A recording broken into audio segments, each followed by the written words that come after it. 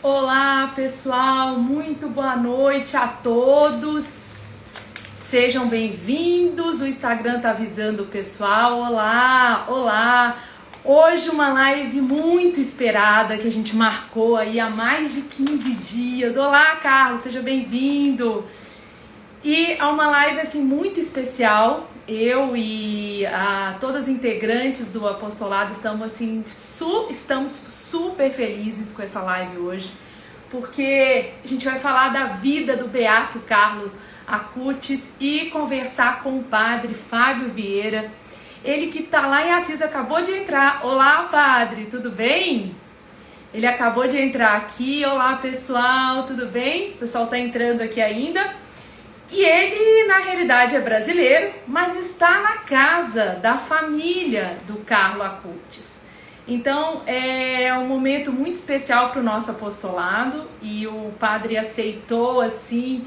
Eu perguntei para ele, padre, sou jornalista, como vocês todos sabem, trabalhei muitos anos, né, na TV Gazeta, 18 anos, e gostaria muito de falar não só, né, para os católicos, mas também para quem quer adentrar na fé, né?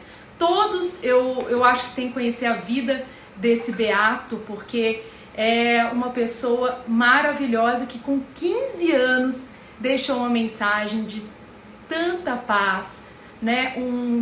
De tanta fé na Eucaristia, não é mesmo? Então agora eu já vou aproveitar, porque o padre já entrou, já vamos chamar, mesmo que o pessoal tá chegando, já vamos chamar o padre para falar aqui com a gente, ele que aceitou o convite. Agora é muito tarde lá na Itália, viu, gente? Olá, padre.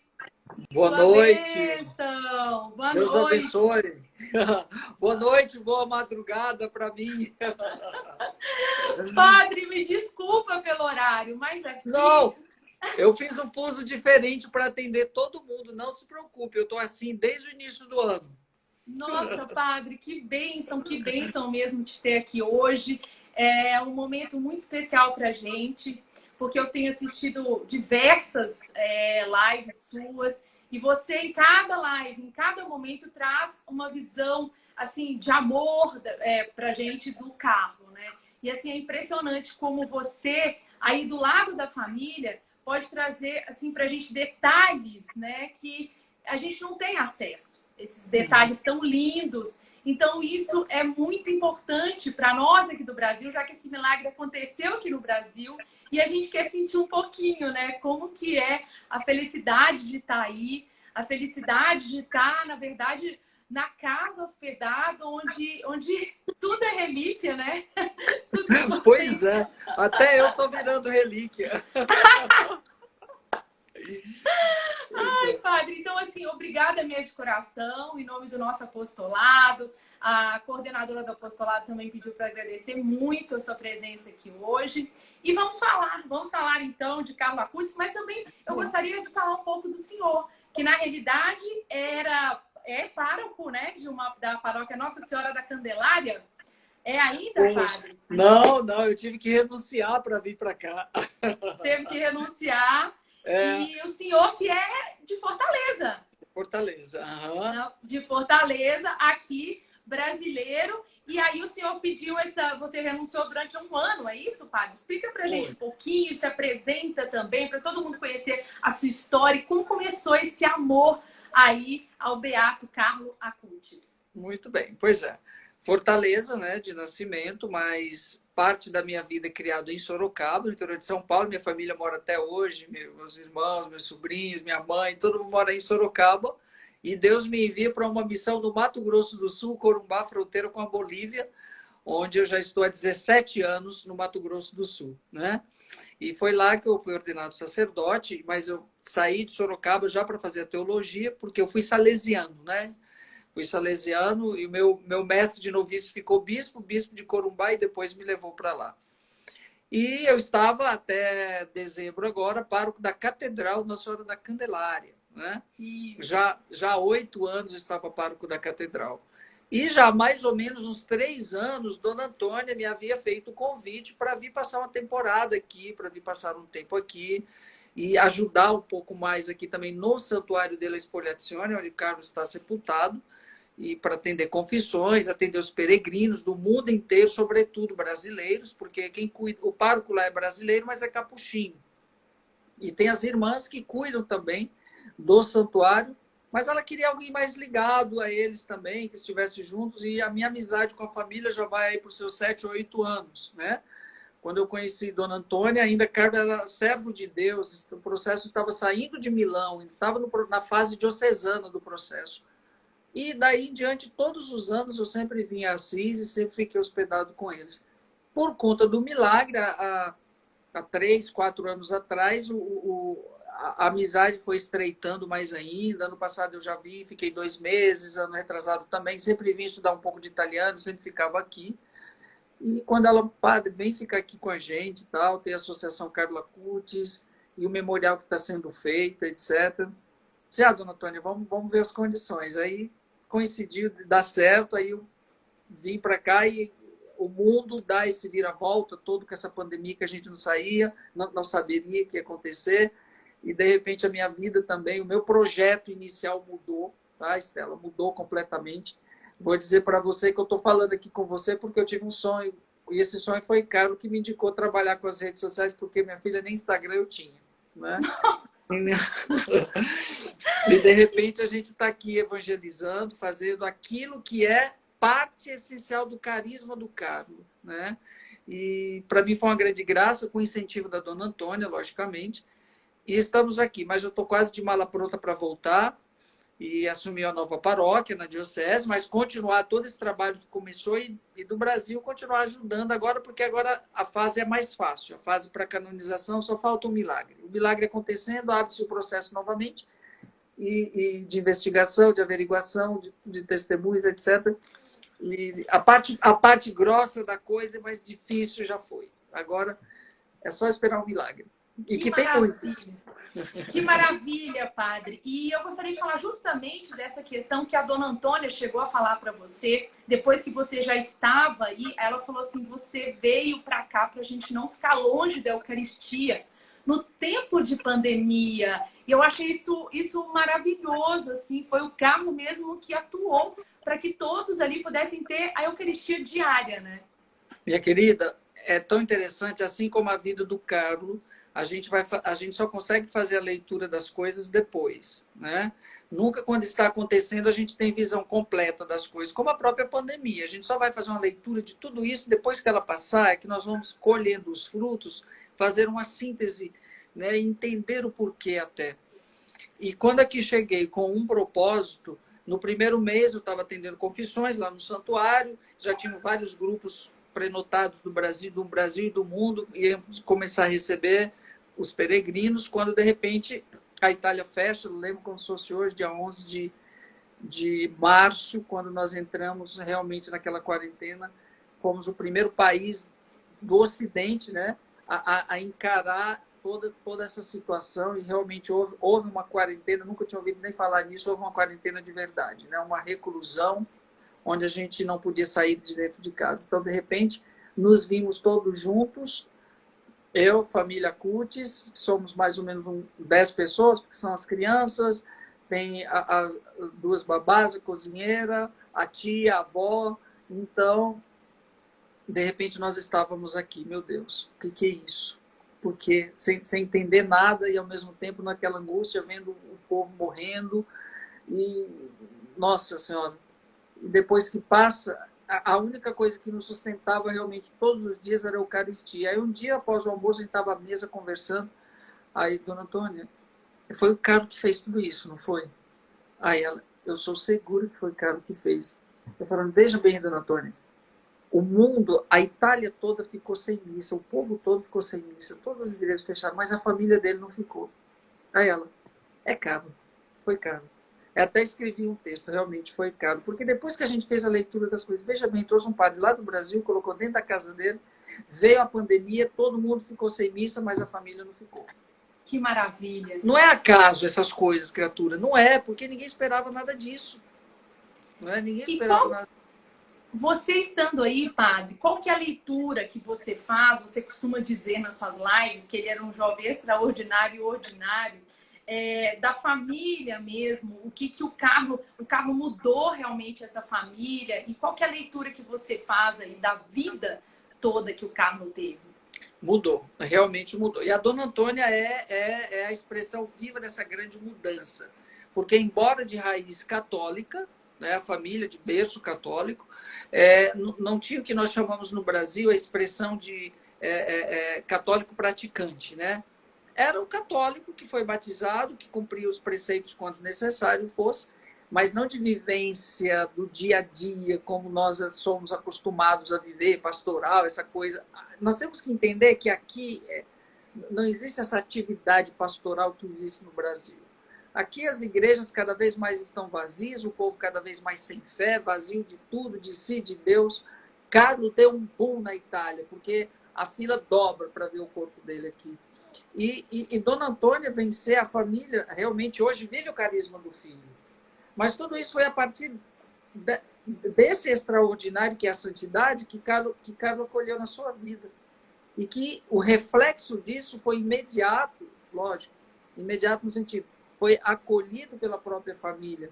Porque uma criança de 7 anos que faz a primeira comunhão e assume um propósito de vida de nunca mais deixar de ir à missa e fazer adoração sempre, e começa a questionar a mãe, porque Carlos questionava a mãe, certa pessoa, Dona Antônia se sentiu obrigada a fazer teologia para responder algumas coisas, né? E Dona Antônia hoje é uma excelente teóloga, porque ela fez teologia. Então, realmente, hoje eu posso dizer para você que Dona Antônia é a expressão viva da santidade, da mensagem do Filho ao mundo. É ela que é a voz do Carlos hoje, né? Então, se a gente quer ver Carlos falando, é só escutar Dona Antônia, que eu acho que até Dona Antônia é a versão feminina do Carlos, porque são parecidíssimos. E eu gostaria que o senhor falasse também, que eu achei bem interessante, que parece que o Carlos falava várias línguas sem ter estudado, assim, isso, e ele já dominava.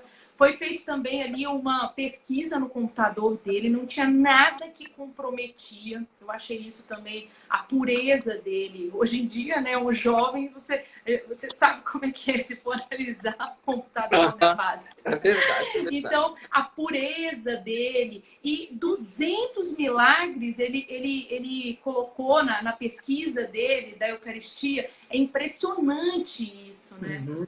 Olha, nem eu que estudei teologia, nem como padre, eu sabia que existia tanto milagre eucarístico. Carlos achou milagre até no Egito, né? Um monte já se viu, meu Deus, no Egito, de maioria muçulmana. Carlos achou o milagre eucarístico no Egito. Nossa. Então, para você ver o tamanho amor de Carlos por aquilo que ele colocou como centro da sua vida, a Eucaristia. E ele foi até o fim para achar, para tentar para deixar esse legado para a gente, porque é tudo depois que é descoberto tudo isso, né? Para deixar esse legado para a gente. Então, realmente, Carlos pesquisou, o seu computador foi apreendido logo que abriu o processo pela postulação. É um procedimento normal, pegar objetos, tudo do candidato a santo, né? Para fazer uma averiguação, escritos, tudo, lógico. A igreja é muito minuciosa nessas coisas. Nada pode desabonar, até porque ele está sendo candidato a ser reconhecido, inscrito no livro dos santos.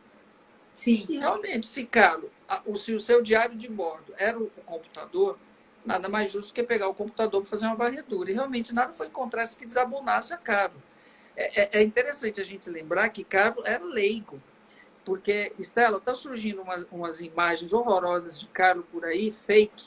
Até isso as pessoas fazem, é falta de respeito. Nossa. Estão criando uns fakes de imagem de Carlos com ostensório na mão, Carlos com hóstia na mão. Gente, Carlos não era padre, não era coroinha, não era nada disso. E nem podia carregar a hóstia na mão. E para surpresa do mundo, que todo mundo tem uma caricatura do que é ser santo e estavam querendo enfeitar Carlos igual uma árvore de Natal, cheia de parafernália. Quando você abre o túmulo, o que a gente vê? Um jovem com calça jeans e tênis. É essa a expressão de Carlos. Aí todo mundo estão esperando a imagem de Carlos. Gente, na beatificação já foi mostrada a estampa oficial. O Carlos é jovem, é aquela que vai ser a imagem do Carlos. Jovem. Claro. Não vamos enfeitar o Carlos daquilo que ele não era. Ele não era padre, ele não era coroinha, ele não era seminarista, ele era leigo. Era um jovem que acolheu a santidade. Né? Sem dúvida. Então, as pessoas têm essa coisa rotulada da santidade, infelizmente, né? Rotulada da santidade. Então, os milagres eucarísticos e também a pesquisa que Carlos fez com relação às devoções marianas, né? Inclusive, nesse tempo aqui foram expostas as duas, né? A gente teve a mostra eucarística e das devoções. Então, era o seu passatempo. Carlos tinha um conhecimento profundo de informática. Eu vi a biblioteca dele lá em Milão, no quarto dele. Menino, isso eram uns livros assim, dessa grossura de gente que está fazendo mestrado, doutorado em informática. Mamma mia, nem eu conseguiria ler um negócio daquele, Carlos lia. Com relação às línguas, uma vez conversando com a dona Antônia, a gente chegou à seguinte conclusão, que Carlos tinha ciência infusa. Tinha ciência infusa. Ou seja, ele, se de repente Carlos perguntasse alguma coisa em grego, ele sabia. Não porque ele foi à escola estudar, mas porque ele pesquisou, porque ele viu, né? Diferente dos seus irmãos hoje que falam perfeitamente o inglês, Carlos falava inglês. Falava inglês. O pai é de família inglesa, né? Carlos nasceu em Londres. Mas, assim, Carlos falava inglês, mas tinha noções das outras línguas porque ele buscou por si só. Não foi sistematicamente estudar como os irmãos estudam hoje. Os irmãos estudam chinês, japonês, né? Sim. E a babá é inglesa. Então, assim... Mas, assim, por si só, Carlos vinha com as novidades. De que ele, por si só, buscou. Né? Sabedoria divina, né, padre? Espírito Santo. Exato. Então, assim, de repente, Carlos sabia falar noções de hebraico, que eu estudei, mas não lembro nenhuma palavra, só Yeshua, Jesus e pronto. Então, e entrando nessa questão do corpo, é muito importante a gente falar, eu sei que não é objetivo, né, a vida do Carlos que a gente tem que falar aqui, o exemplo dele, mas como a gente tem tido debate sobre isso na internet, é importante a gente falar. Você chegou a ver o corpo também do Carlos no momento que estava sendo tratado ali durante 2 meses. Explica pra gente um pouco sobre isso, um pouco sobre a questão do corpo incorrupto, o que é, o grau, como que funciona, por favor. Explico por quê. Porque é muito bacana quando a gente conversa com pessoas da nossa fé. Sim. Porque, antes de tudo, eu tenho que ver as coisas a partir da fé. Porque se eu colocar o comercial em torno disso, vai virar polêmica. E vai esvaziar o verdadeiro sentido. Como você mesmo disse. Qual é o que é mais importante nesse momento? É a santidade do Carlos. Não é o corpo, se sobrou, se estava intacto ou incorrupto. Porque de São Francisco talvez não tenha nem um pedaço do osso. E é o grande santo do mundo que inspirou Carlos. Sim. O corpo do Carlos estava sim intacto, que é diferente de incorrupto. Né? Até o bispo de Assis se pronunciou diante de tudo isso e reafirmou que estava intacto. Só que traduziram para o mundo erradamente. Tá? Algumas emissoras, né? Porque aqui na Itália a diferença é bem grande entre incorrupto e intacto. Para o português, incorrupto e intacto é a mesma coisa. A gente não faz muita diferenciação. No português, eu posso dizer que uma coisa é a outra. No italiano é bem preciso. O intacto significa todo inteiro. E o corpo do Carlos estava todo inteiro. Tá? Agora, veja bem, passou 13 anos enterrado. Quando você retira, é um cadáver. Lógico, cadáver. Sim. 60% do nosso corpo é o quê, minha querida? Água. Lógico que estava um corpo seco, desidratado, mas ainda tinha pele, tudo perfeitinho. Eu vi com meus olhos. Entrei na sala onde estavam todos os médicos. Foi uma capela que foi fechada aqui, dos capuchinhos, ficou 2 meses sendo esse corpo tratado. Foi um momento de muita emoção. Ver aquele jovem de 1,82 m ali. Meu Deus do céu. Intacto, estavam. Incorrupto, não. Incorrupto significa vivo. Só o corpo de Jesus estava incorrupto. Porque quando Jesus sai do túmulo, não me toques. Entendeu? Estava incorrupto. Ou seja, estava vivo. A incorruptibilidade plena, só Jesus.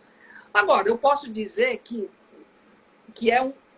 o intacto é um dos graus da incorruptibilidade. Lógico, porque tem gente que vira pó, minha filha, não sobra nada. Né? Nem um grauzinho acontece. E com Carlos aconteceu essa graça do seu corpo está todo inteiro e estava todo inteirinho. Eu fiz questão de ver as unhas, eu fiquei olhando as unhas, os dedos. Do Padre Pio, os dedos se decompuseram. Sim. Padre Pio estava intacto também, mas Padre Pio teve partes que não tiveram como serem tratadas nem recompostas para exposição.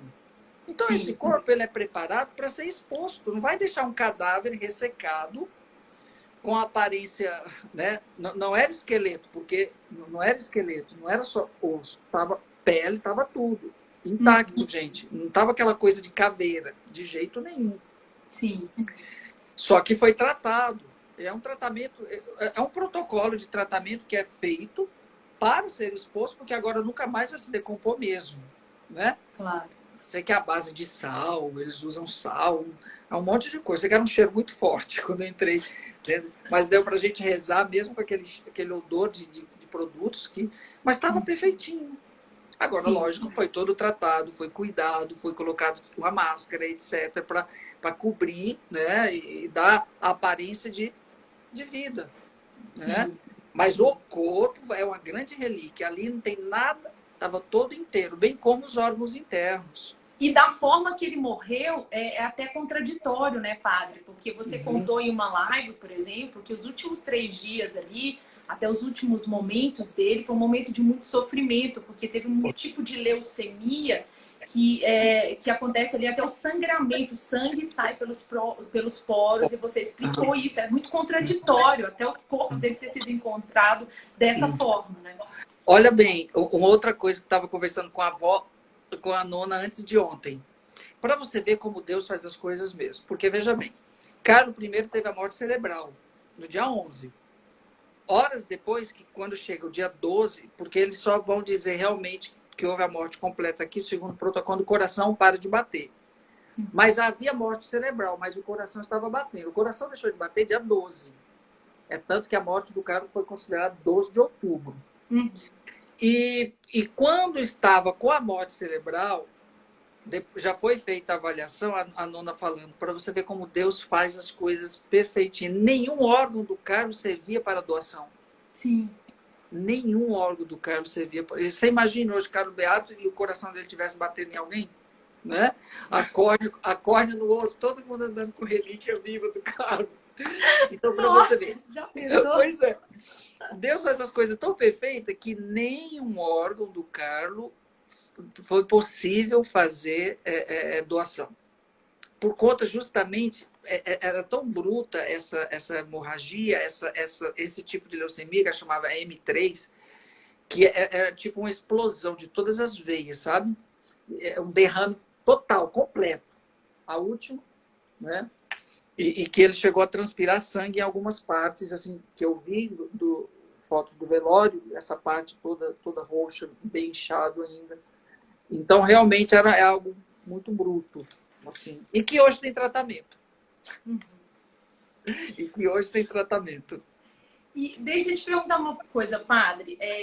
Aquela frase que é muito falada dele, que eu acho fantástica, né? Nós nascemos originais e morremos como fotocópias. Ele buscou essa autenticidade sempre na vida. Hoje, para os jovens que estão assistindo a gente, como buscar essa autenticidade, né? Claro que é a Eucaristia, claro que é o texto, mas o que o senhor, aí como exemplo, que o senhor vê todos os dias da família, o que você pode falar hoje para os jovens para buscar essa autenticidade, né? Justamente isso. Inclusive, o bispo de Assis, Domênico Sorrentino, ele escreveu o livrinho dele baseado nessa frase, né? Originale non fotocopia, onde ele fala Carlo Acutis e Francisco, o grande encontro, né? Porque tudo acontece em Assis, né? Em tempos diferentes, mas a semelhança de Carlo com Francisco é muito grande, se nós formos olhar na origem. Porém, cada um vem dar um sinal, uma resposta a uma exigência do tempo. O que eu digo para a juventude com relação a isso do original? Carlos foi original por quê? Porque se prendeu ao que era essencial. Essa é a grande questão. É que nós, muitas vezes, principalmente por conta do nosso mundo relativista, nós nos prendemos muito, Estela, às coisas periféricas da vida. Ou aquilo que o mundo apresenta de periférico, de não substancial. É por isso que as pessoas vivem sempre em depressão, em tristeza. Por quê? Porque estão presas àquilo que não é essencial. E o essencial significa o quê? A originalidade pela qual você carrega, você foi feito. Sem Então, cara, dúvida. diz, nascemos originais, mas muitos morrem fotocópias. Ou seja, no percurso da sua vida vão se adulterando ou vão trazendo coisas que mancham a finalidade pela qual compõe a sua originalidade. Né? E a gente vê isso muito, muito claramente na nossa juventude, que absorve facilmente tudo aquilo que não acrescenta muitas vezes. Não acrescenta em nada, mas estão sempre consumindo. O relativismo faz com que você consuma as coisas de uma forma muito, muito rápida e, ao mesmo tempo, vazia. Porque não tem sustento nenhum. Aí nós temos... Começou com a destruição da família. Né? Começou com a Sim, destruição da família.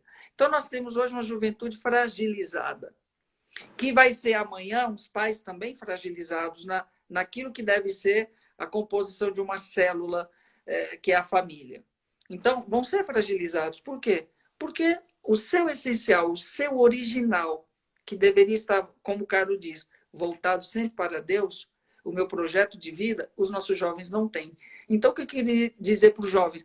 Para eles não perderiam essa originalidade se eles tivessem um projeto de vida, que foi o que o sim, Carlos fez. O meu projeto de vida é estar sempre com Jesus.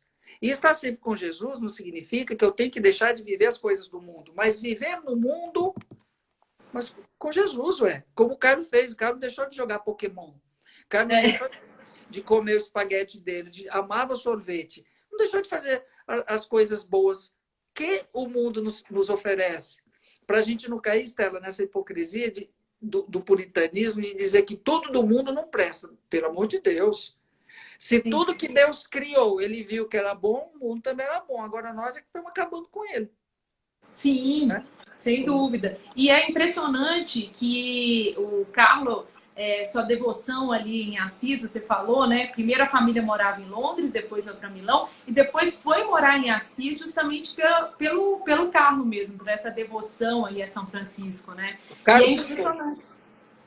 E é impressionante esse simbolismo, o quanto ele era simples também, não deixava, eu li alguns relatos também, que ele não deixava a mãe, não gostava, né, na realidade, que a mãe comprasse coisas muito caras ali, coisas que você determina que são supérfluas, vamos dizer assim, né? E ele vivendo essa simplicidade na nossa época, né? Eu acho que isso é um bom exemplo para que os jovens possam seguir, né? Para que a gente vai ter tantos pares de sapato? Para que a gente vai ter tantas coisas, né? Isso é muito legal para a gente refletir, até mesmo nós adultos, né? Não, a dona Antônia é um espetáculo de pessoa. Só quem convive sabe. Eu nunca vi essa mulher triste. Eu nunca vi essa mulher sem dar um sorriso. Porque Carlos tinha uma característica bem interessante dela. Carlos era muito, aqui a gente chama na Itália, cômico. Né? O cômico é aquela pessoa bem-humorada, que faz piada com as coisas. Né? É a mesma coisa que português, cômico. E Carlos sempre, quando a coisa estava pegando fogo, ele tinha que fazer alguma coisa para fazer a turma dar risada. E a dona Antônia, quando a gente está em auge de uma conversa super séria, ela solta uma que não tem como não rir.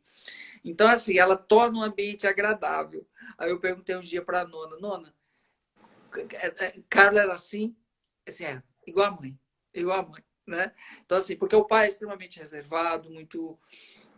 Eu falo que ele é monge. Você, André, você é um monge. Você tinha que ficar na clausura e não sair de lá. É o britânico mesmo, é aquela pessoa reservada, não gosta de público, não gosta de aparecer, preserva as crianças também, etc. É muito concentrada, é muito do silêncio. Muito, muito. E Dona Antônia não é a típica italiana bem, que vai para frente, que passa por cima de tudo, A que grita, mama, né? É. E Dona Antônia tem essa coisa do excesso de cuidado. Eu tiro por mim mesmo, toda hora. Padre Fábio, já comeu? Padre, não está faltando. Está tudo bem, Dona Antônia, estou ótimo.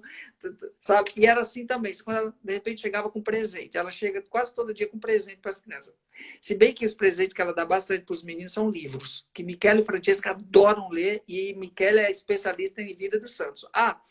Se Carlos fez primeira comunhão com 7 anos, os gêmeos fizeram com 5, viu? Com 5, Com olha. 5 anos, né? E todo dia na missa, a segunda parte da homilia, quem faz é o Michele. Ele lê a vida do santo do dia, porque ele é especialista na vida dos santos. Ele ama fazer isso. E Dona Antônia, quando comprava as coisas, cara, mama, mas ainda nem acabou esse tênis. Por que a senhora já comprou esse? Mas era uma preocupação natural de mãe. Dona Antônia era filho único, gente. Né? Então, se a gente fosse usar termos que a gente costuma usar no Brasil, que era mimado, é lógico que ela mimava o filho, mas era do Carlos mesmo, pra você ter ideia, quando o André chamou o Carlos para os dois irem a Jerusalém, fazer uma peregrinação para conhecer os lugares de Canaã. Jesus está aqui no tabernáculo, não precisa ir em Jerusalém para ir ver os lugares de Jesus, para encontrar com Jesus, ele está aqui. Né? Então, Está aqui na Eucaristia, né? Ele tinha essas tiradas, sabe?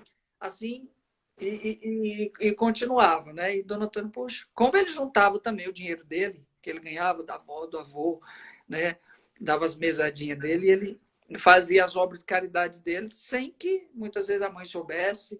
Né? O Roger que sabia de muita coisa, o babá dele que ficava integralmente em função dele. Padre, tem algumas perguntas que eu vi aí. Qual que é a idade dos irmãos? Eu vou te fazer agora. Tem gente perguntando quando que começou essa devoção ao Carlo também. E teve pergunta aí até se o cabelo que tá lá é dele mesmo. Aí eu não sei nem se o senhor sabe responder isso. Tem algumas perguntas sobre a parte final do tratamento eu não sei, mas foi usado sim o cabelo dele estava todinho, viu? Sabe quando... cabelo e unha são as duas coisas que não se decompõem, acho que nunca. Né? O cabelo tava, os caixinhos estavam tudo caído. Lógico que ele tinha mais couro cabeludo, né? Tava tudo caído. Foi utilizado, sim, os cabelos do Carlos. E alguns... sobre os irmãos, como tem que... 10 anos. Quantos anos? Fizeram 10 anos agora, no dia 19 de agosto. E eu li também que eles também vão à missa todos os dias. Bom, nesse tempo todo, enquanto eu estou aqui, é comigo, né? Então, a missa todo dia com o Padre Fábio, né? Desde janeiro, quando eu cheguei, a Santa Missa todo dia. Mas o preceito dominical eles cumprem sempre, tá?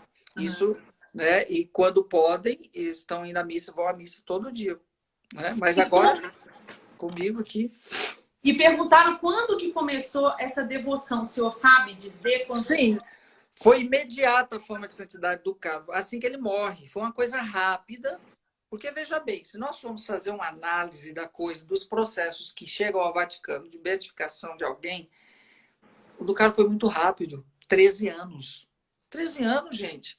Não é assim que acontece um processo. Tem processos que quando o beato, a pessoa vai ser beatificada, pai, mãe, já morreu, avó, não tem mais ninguém.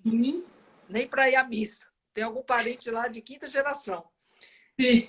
Foi inédito. O mundo todo transmitiu a beatificação do Carlos Acutis. O mundo inteiro. E outro ponto. Os pais, a família, os irmãos, todos estavam presentes. Então, assim, isso é inédito. Então, a gente vê a ação de Deus muito. Carlos morre hoje, na semana seguinte, em Milão, já estavam os rumores a partir daquelas pessoas que conheciam o Carlos, que nem Dona Antônia sabia que o Carlos conhecia. Sim. Né? Porque eles tiraram a base pelo funeral. Meu Deus, de onde que Carlos conhecia tanta gente?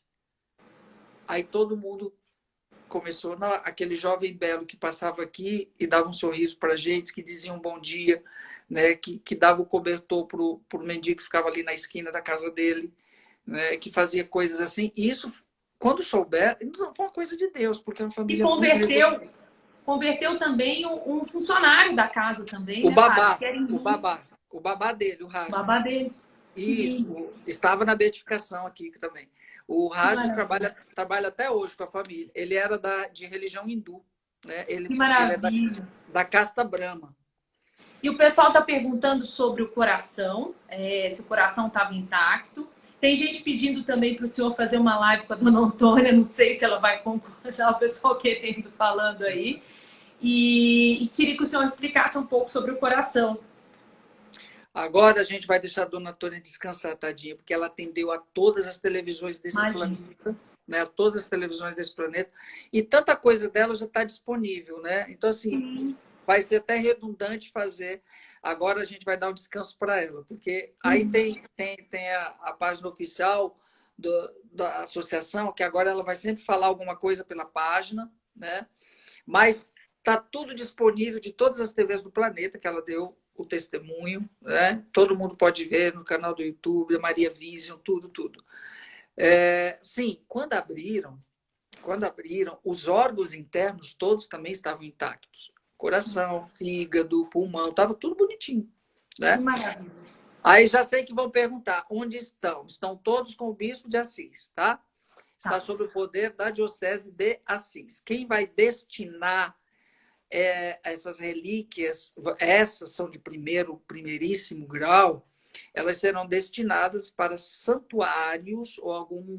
Aí a gente não sabe para onde que vai ser. Nem o coração nós sabemos onde que vai ficar ainda, mas ele vai consultar a Dona Antônia, sem sombra de dúvida, a associação, mas tudo isso está sob o poder do bispo de Assis. E, padre, eu queria falar agora de um momento emocionante, porque eu li no seu Instagram, você escreveu um texto muito lindo, contando também como o carro ajudou na sua, né? Claro, você já era convertido, mas ajudou você a ter mais fé ainda. Eu queria que você falasse sobre isso, que parece que você falou num sonho. Claro, pode ter sido algo metafórico ali. Então, eu gostaria que o senhor explicasse se você teve esse sonho com o Carlo mesmo, na realidade, ou se foi algo poético que o senhor escreveu e como que o Carlo mudou também o seu coração, te deu forças. Não é por acaso. Realmente eu tive um sonho. Eu tive 2 sonhos com o Carlos só. Um foi a primeira vez, em 2013, em Milão, quando eu conheci a casa dele em Milão. Eu tive um sonho com ele, mas foi um sonho assim, normal. Porque como eu não conhecia o pai, olha que coisa. Assim, eu não vou falar isso pela primeira vez aqui para você. Mas fala! Aqui a jornalista está buscando sempre o furo. Eu conhecia a Dona Antônia, mas eu não tinha conhecido o André ainda, e seria a primeira vez. Aí estava eu e o padre que estava comigo, mas como será que é o pai do Carlos? Porque eu nunca vi ele fora, ele não aparece mesmo. Pois, criatura, pois eu não sonhei, e o Carlos me descreveu e me disse como era o pai dele todinho. No outro dia, quando ele veio nos pegar para pegar o trem para vir aqui para Assis, aí eu sonhei. Aí quando eu acordei, eu falei para outro padre, o pai do Carlos é assim, assim, assim, assim. Mas como você sabe? O cara me falou, no sonho. Aí o pai falou, poxa vida, nem para aparecer ele no meu sonho aparece, vai aparecer para você.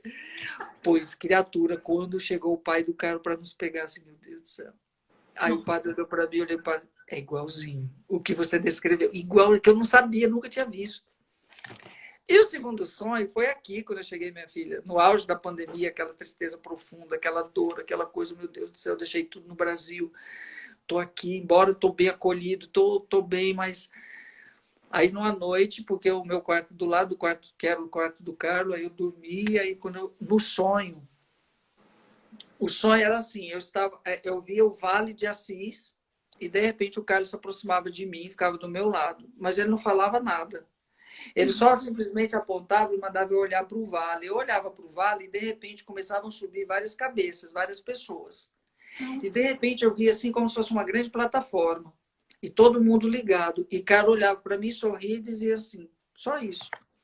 É que eu estava num momento de tanta angústia, tanta dor, tanto sofrimento com essa pandemia, meu Deus do céu.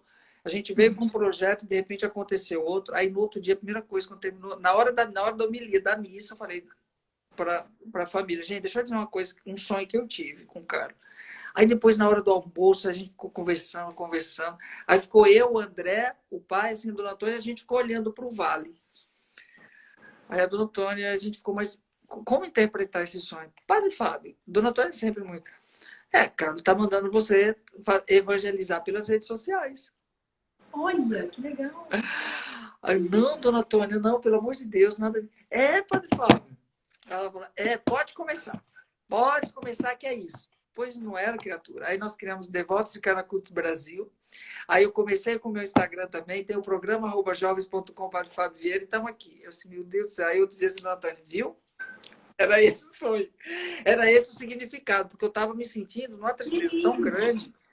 Eu disse, meu Deus, o que será que vai acontecer? Olha, criatura, teve um momento que eu pensei, eu não volto para o Brasil, vou voltar morto, porque está matando todo mundo, esse corona, eu vou morrer também.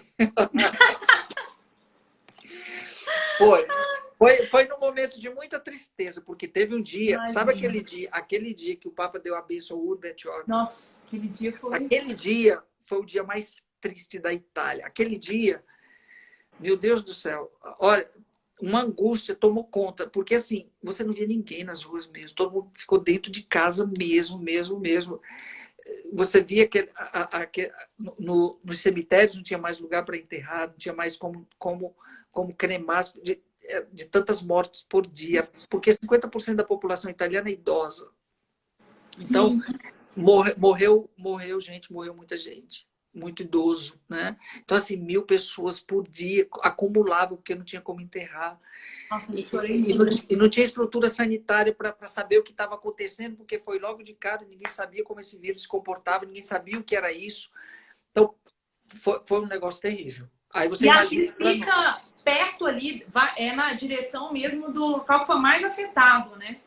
Não, Ah, aí uma coisa que eu vou dizer para você. Assis não teve uma morte e um caso. nossa, Na época central da pandemia. Veio ter agora. Mas na nossa. época, Assis ficou protegida, minha querida. Assis não teve um caso de coronavírus no auge da pandemia. A nossa região da Úmbria, como ela está nas montanhas, eu acho que isso ajudou também. As regiões mais afetadas foi a Lombardia, onde está Milão, que é, né, movimento do mundo todo, Roma. Mas a nossa região ela está nas montanhas. Assis fica lá em cima. Eu acho que isso nos ajudou muito também. Sem dúvida. Né? Porque ela é passagem. As pessoas só entram aqui, ela está entre o norte e o centro. Né? Então, nós não tivemos caso. Falando nessa questão de sofrimento, me veio aqui à mente a questão dele ter, né, em 3 dias ele faleceu, e os médicos relataram, as enfermeiras que cuidaram dele, que ele o tempo inteiro se mostrava feliz, né? Isso aqui é impressionante também. A gente falou agora de sofrimento, da questão do Covid, e ele se mostrava feliz e ter oferecido a vida, né, para ele direto para o céu, pelo Papa, né? Pelas intenções do Papa. Isso um menino de 15 anos.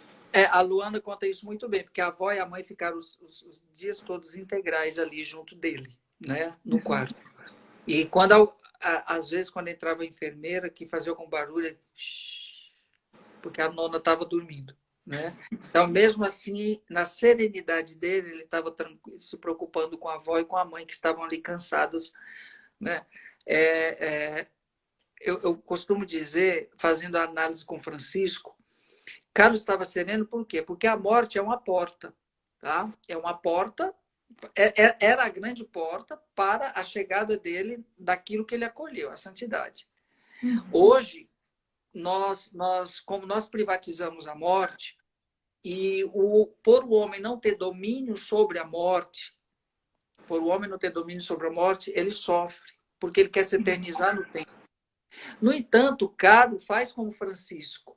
Ele dialoga com a morte se torna sua irmã. Francisco chamava irmã morte, irmão sol, irmã lua.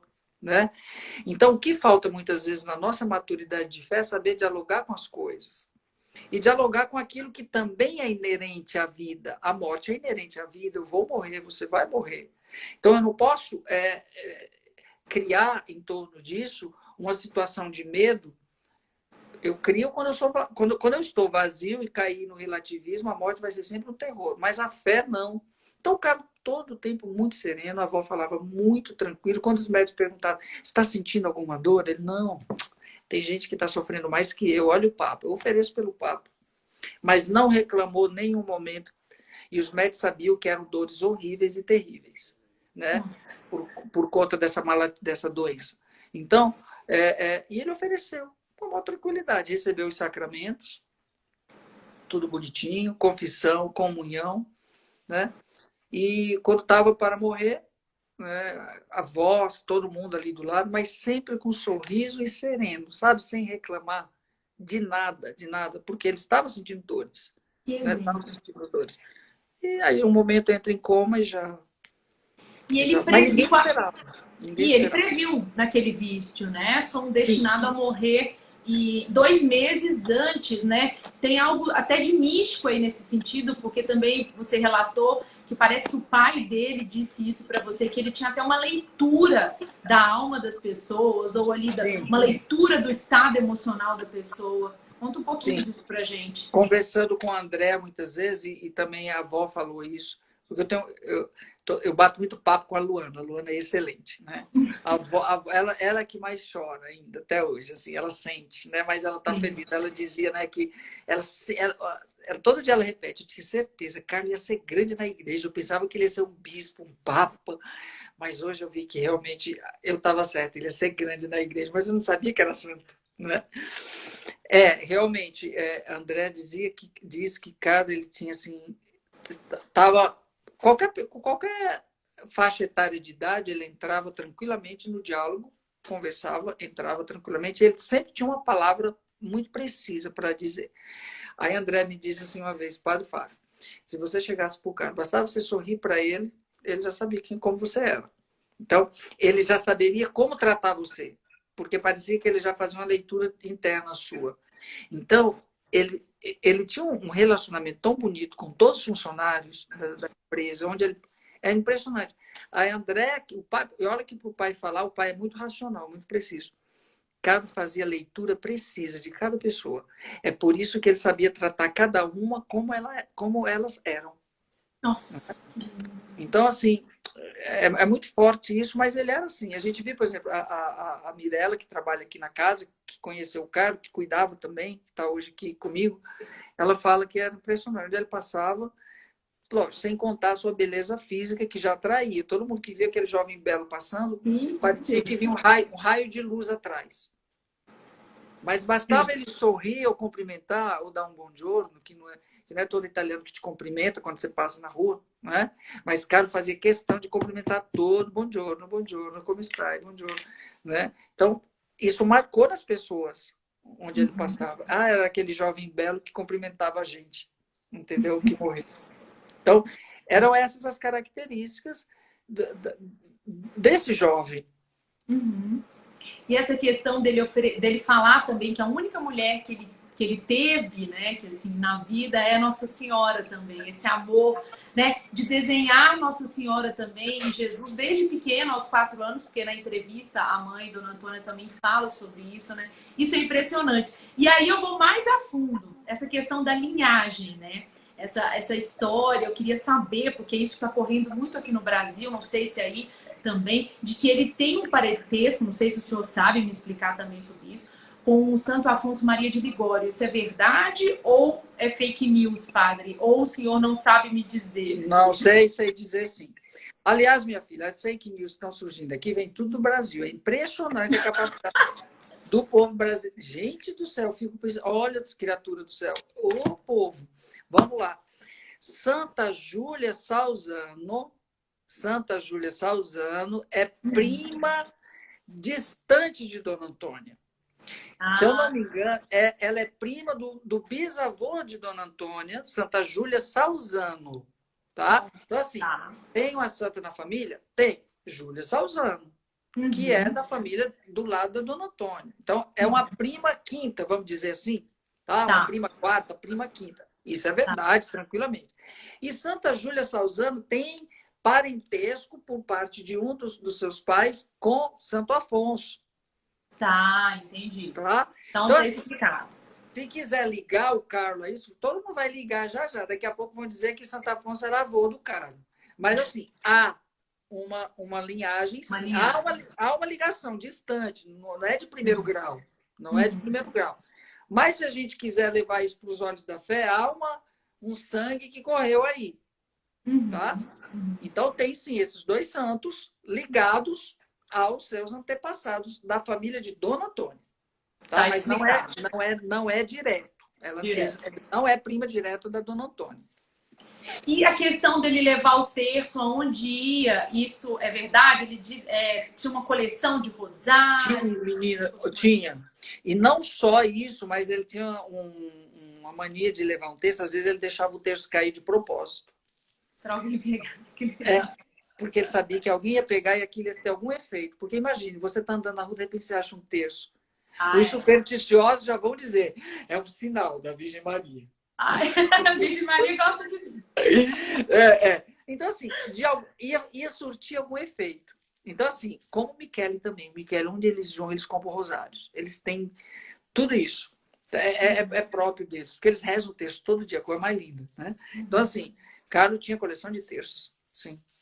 Sim. E agora eu queria falar sobre essa questão também de oferecimento. A gente falou um pouquinho do oferecimento, né, do sofrimento dele, ele que tomou essa decisão. Você acha, Paty, na sua opinião agora, assim, para um santo ali realmente ir para o céu, né? Você fala assim, a gente precisa se purificar. Naquele momento ali, existiu uma purificação no final da vida dele? Ou é algo mesmo para trazer uma mensagem de que o carro, ele nem nos momentos, né? Ali no momento da morte, ele vacilou com Deus. Na sua interpretação ali, né? Porque Deus faz a pedagogia. Existe a pedagogia de Deus que a gente sabe, né? Sim, sim, sim. Veja bem, na própria frase do Carlos dá para a gente responder isso. Eu vivi toda a minha vida sem desperdiçar um minuto. Né? É aquilo, como diziam os santos também. A gente tem que viver cada minuto, cada instante da nossa vida, como se fosse o primeiro e como se fosse o último. E eu acho que o Carlos teve muito claro tudo isso. Né? Então, assim, pela morte todos nós vamos passar, independente de como que vai ser essa morte. Eu posso fazer uma leitura de que naqueles minutos finais foi um momento de purificação? Não, eu acho que o Carlos já era puro, por essência. Ele já vivia no seu dia a dia essa purificação, tanto é que com 15 anos chegou o tempo, acabou. Foi o tempo necessário, foi o tempo necessário para ele fechar o ciclo da sua vida, daquilo que... Porque, veja bem, mas ninguém na família, eu perguntei isso, dona Antônia, alguém na família tinha essa doença? Existe algum caso? Ela, não, nada, foi tudo investigado, não teve nada. Depois todos eles fizeram os exames. Quando as crianças nasceram, a primeira coisa foi aquela coisa que faz todo o genoma. Né? Nada, não existe nada na família que diga. Então, foi o Carlos somente. Então, um sinal, porque tinha que morrer de alguma coisa. Mas, assim, na vida do Carlos, não havia... Eu vendo tudo agora, não havia essa necessidade de passar por um sofrimento final para ser qualificado como purificação. Não, porque ele já era um menino pleno. Ele já vivia essa plenitude da santidade no seu dia a dia. Ali foi só o complemento para fechar. Porque ele recebeu todos os sacramentos, o céu se abriu ali naquele momento com... Eu deixei essa pergunta para o final, até porque eu quero deixar um momento ali nos 5 minutos finais para que você possa fazer uma oração para as pessoas que estão, né, nesse momento esperando ali uma bênção ali, da gente que está falando sobre, invocando mesmo o Carlo Acutis, né, o Beato, para que a gente possa receber uma bênção especial. E essa última pergunta tem justamente, eu acho que tem toda uma relação aí com essa oração que a gente possa fazer, que as pessoas se liguem mais a Eucaristia. A gente pode fazer uma oração, uma bênção final nesse sentido. É quando ele fala que a Eucaristia é uma autoestrada, né? A Eucaristia para ele é uma autoestrada para Deus, né? Para o céu ali.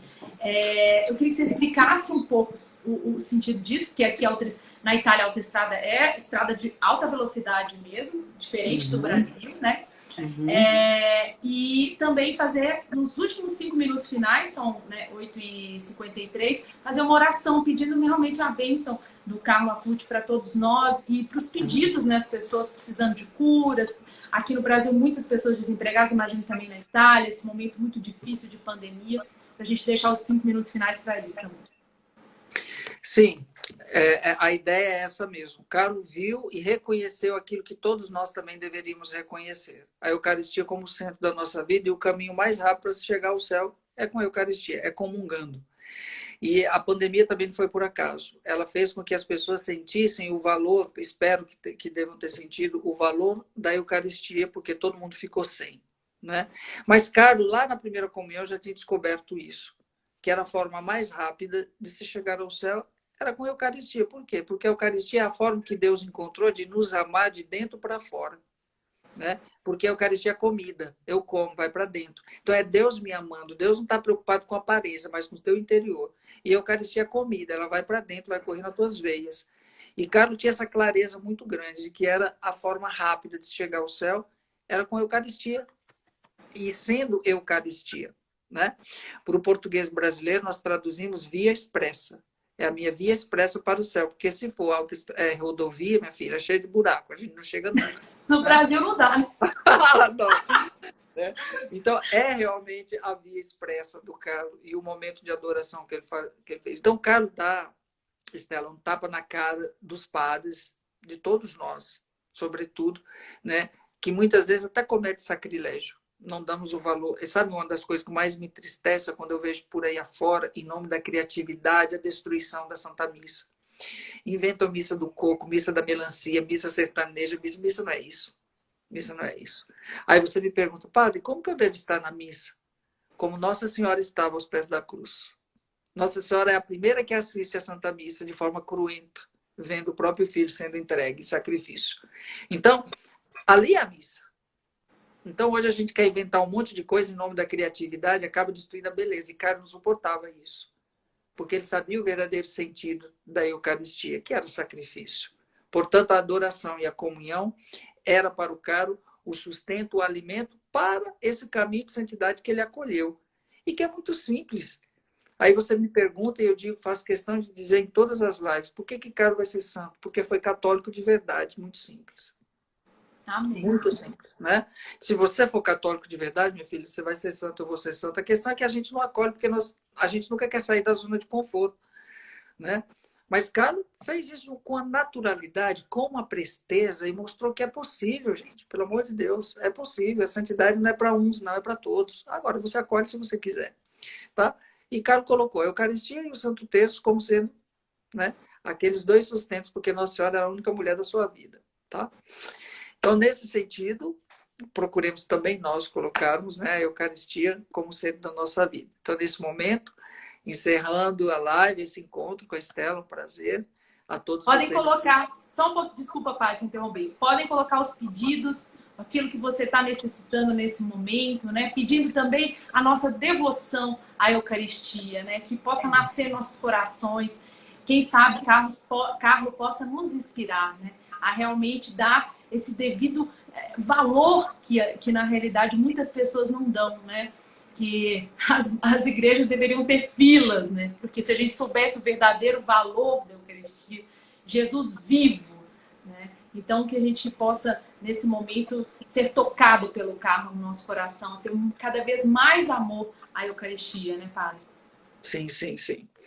E acolhendo todas as intenções de vocês que colocaram aqui nesse nosso momento de encontro, nesse nosso momento de partilha. Espero que cada um possa carregar alguma coisa que chamou a atenção e fazer disso aí uma forma de inspiração para o seu dia a dia, né? Porque a santidade, como tudo na vida, é uma conquista diária. Ninguém nasce pronto e acabado.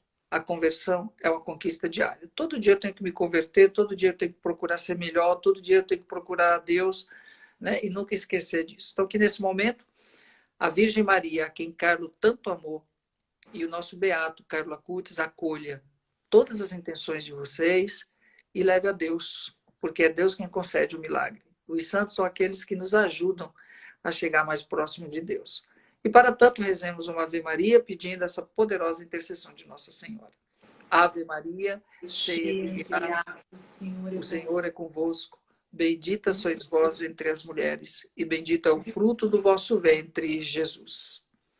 Santo, pode rezar, pode. Santa Maria, Mãe de Deus, rogai por nós, pecadores, agora e na hora de nossa morte. Amém. E o Senhor esteja convosco. Ele está no meio de nós. Por intercessão do nosso beato Carlo Acutis, abençoe-vos o Deus Todo-Poderoso, Pai, Filho e Espírito Santo. Amém, amém, Padre. Só tem agradecimentos ao Senhor. Muito obrigada. Que horas são aí agora? 2 horas da madrugada. 2 horas da manhã. Não tem nem como agradecer. O Senhor está aqui com a gente. Durma com Deus. Tá? Muito obrigado. Anjos. Descanse bastante e parabéns pelo seu trabalho. Que Deus possa recompensar todo esse trabalho que o Senhor tem feito, tão belo, em nome aí de converter tantos jovens, né? E você também, continue assim, sempre simpática e agradável. Foi um prazer imenso. E o apostolado de vocês também, tá bom? Deus abençoe. Amém, Pai. E até uma Amém. próxima, quem sabe. Boa noite. Boa noite. Obrigada pela presença de todos, gente. Um beijo no coração.